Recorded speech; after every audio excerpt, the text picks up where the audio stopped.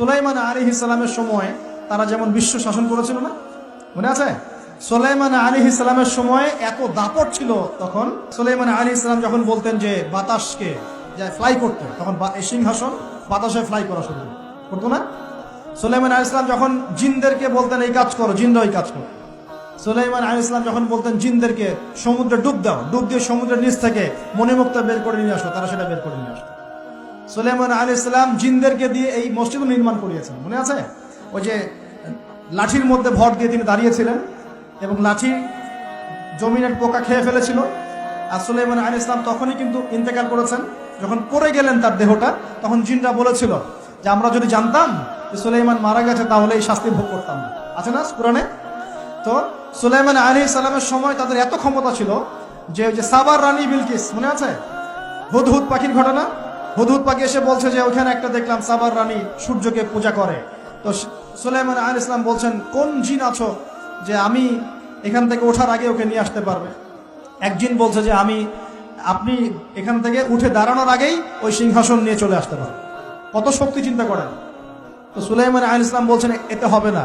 আরেকজন জিন যার কাছে কিতাবের জ্ঞান ছিল, মানে সে আলেম ছিল, সে বলছে যে আপনার উঠতে হবে না, চোখের পলক ফেলার আগেই এটা হাজির হয়ে যাবে। সুবহানাল্লাহ, চোখের পলক ফেলার আগেই মনে করেন যে 500 মাইল দূরের একটা সিংহাসনকে তুলে নিয়ে আসবে এখানে, চিন্তা করেন তাহলে কত বড় শক্তি।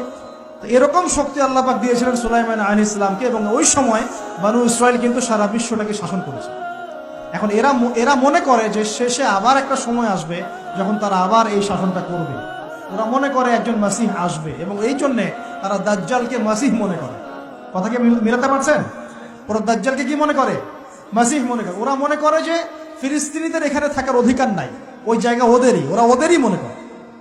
এই কারণেই তো 1914 সাল থেকে শুরু করে যে 2023 পর্যন্ত প্রত্যেক দিন দেখবেন প্রতি বছর ওদের জায়গা বাড়াচ্ছে বাড়াচ্ছে বাড়াচ্ছে, বাড়িঘরগুলো ভেঙে দিচ্ছে, মা বোনদেরকে বের করে দিচ্ছে, ভাইদেরকে হত্যা করছে না? আর এগুলোকে মানবতা বিরোধী অপরাধ কেউ বলে না, বলে না। যদি ওই মাজলুম ফিলিস্তিনিরা বলে আমার বাড়ি আমাকে ফিরিয়ে দাও, তখন ওদেরকে সন্ত্রাসী বলা হয়, তাই হয় না? তো এখন আসলে কি হবে, বিষয়টা কি হবে? এখন নতুন টাটকা ইস্যু চলছে, তারা বলছে প্যালেস্টাইন থেকে দেখলেই গুলি মেরে দিবে। এখন কি হবে? এখন শোনেন কি হবে। আমরা বলছি কোরআন, এই যে কোরআন এবং হাদিস থেকে বলছি কি হবে। এই জুলুম নির্যাতন হয়তো আরো বাড়বে। কি হবে? আরো বাড়বে।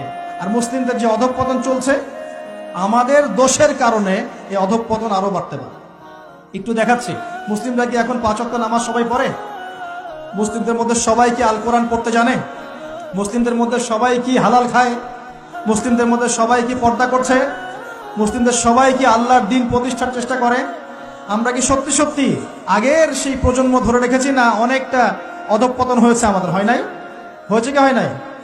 আমরা আসলে আমাদের নিজেদের আধ্যাত্মিকত্ব, আমাদের ইমান, আমাদের আমল এগুলোকে কমিয়েছি। এ কারণেই ইসলামের বিরোধী শক্তি যারা আছে এরা কিন্তু শক্তি অর্জন করতে পেরেছে। একটা সময় কিন্তু এমন ছিল না। তো কোরআন সুন্নাহ যা বলছে দিন দিন এগুলো হয়তো বাড়তে পারে।